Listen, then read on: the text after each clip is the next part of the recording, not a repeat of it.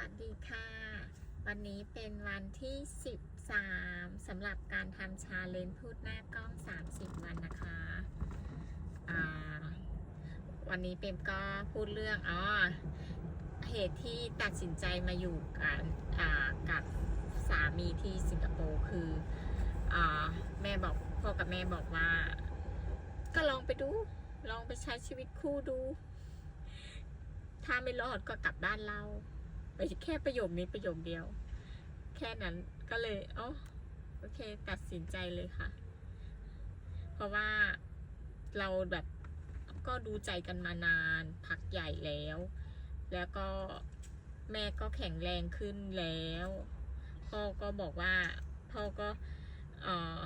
พร้อมอยากมีหลานแล้วทุกคนก็ลุ้นมากตอนนี้แต่ว่าพวกเรา2 คนก็ขอ